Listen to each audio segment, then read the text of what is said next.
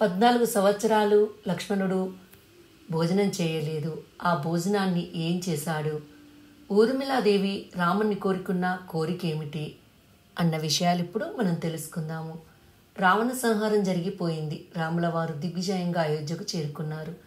మంచి ముహూర్తంలో అంగరంగ వైభవంగా ఆయనకు పట్టాభిషేకం జరిగింది. ఒక రోజున రాములవారు సభలో కూర్చుని ఉండగా యుద్ధానికి సంబంధించిన విషయాలు చర్చకు వచ్చాయి.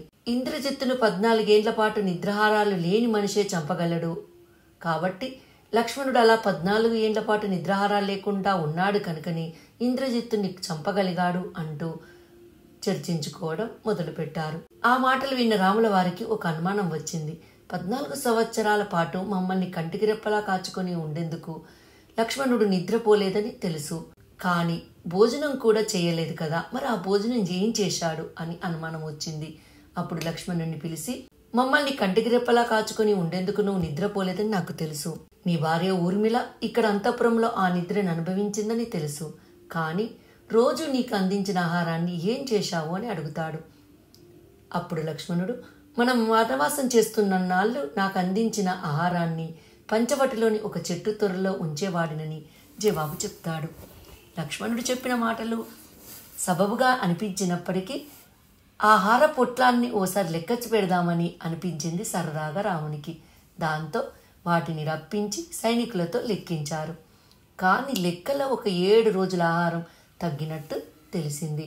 లక్ష్మణ, ఓ 7 రోజుల పాటు ఆహారంగాని ఆరగించావా ఏం అని పరిహాసంగా అడుగుతాడు రాములవారు. అన్నయ్య, మొదటి సందర్భంలో తండ్రిగారి మరణ వార్త తెలిసిన రోజున మనం ఆహారం తీసుకొనలేదు. రావణాసురుడు సీతమ్మను అపహరించిన రోజున ఆహారాన్ని తీసుకోవాలన్న ధ్యాసే మనకు లేదు. మైరావణుడు మనల్ని పాతాళానికి ఎత్తుకుపోయిన సందర్భంలో 3వసారి మనం ఆహారాన్ని సేకరించలేదు. నేను ఇంద్రజిత్తు సంధించిన బాణానికి మూర్చిల్లిన రోజున ఎవరు నాకు ఆహారాన్ని అందించే ప్రయత్నం చేయలేదు. మర్నాడు ఇంద్రజిత్తుతో భీకరమైన పోరు జరిగిన సమయంలోనూ ఆహారాన్ని నాకు అందించే సమయమే చిక్కలేదు. ఇక రావణాసురుని సంహారం జరిగిన రోజున బ్రహ్మహత్యా పాతకం జరిగిందన్న బాధతో ఆహారాన్ని అందించలేదు. మర్నాడు రావణుని కోసం విలపిస్తున్న లంకావాసులకు తోడుగా మన సేవ కూడా ఉపవాసం చేసింది. ఇలా 7 సందర్భాలలో అసలు ఆహారం నా చేతికి అందే పరిస్థితే రాలేదు అని బదులిచ్చాడు లక్ష్మణుడు. లక్ష్మణుడు చెప్పిన దానికి రాముల వారి మనసు కరిగిపోయింది. వేరే చెప్పాలా, అదే సమయంలో ఊర్మిళ పట్ల కూడా ఆయన ప్రసన్నులయ్యారు.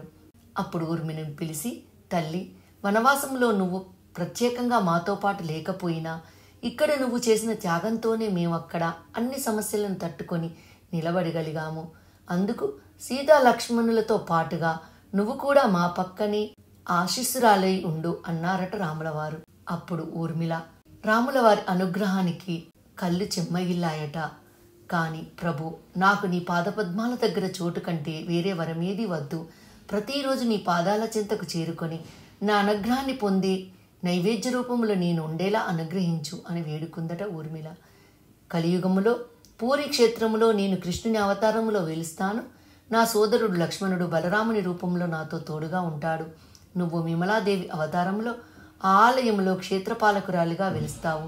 అక్కడ నిత్యము రూపొందించే మహాప్రసాదంలో కొలువై ఉంటావు అంటూ వరాన్ని అందించారట. ఆ వరం కారణంగా ఇప్పటికీ పూరిలోని జగన్నాథ ఆలయం ప్రక్కన విమలాదేవి ఉపాలయం కనిపిస్తుంది. అక్కడ నిత్యం తయారు చేసే మహాప్రసాదాన్ని ఆ అమ్మవారికి నివేదించిన తర్వాత కానీ భక్తులకు అందించరని చెప్తారు. పూరిలో నిత్యం 56 రకాల ప్రసాదాలతో వైభవోపేతమైన నైవేద్యం రూపొందించే విషయం మనందరికీ తెలిసిందే. ఆ మహాప్రసాదం వెనుక ఉన్న కథలలో ఈ ఊర్మిళ దేవి కథ కూడా ఒకటి ప్రచారంలో ఉంది. జై శ్రీరామ్. ఈ వీడియో మీకు నచ్చినట్టయితే లైక్ చేయండి, కామెంట్ చేయండి, సబ్స్క్రైబ్ చేసుకోండి. నోటిఫికేషన్ల కోసం పక్కనే ఉన్న బెల్ ఐకాన్ క్లిక్ చేయండి. Thank you.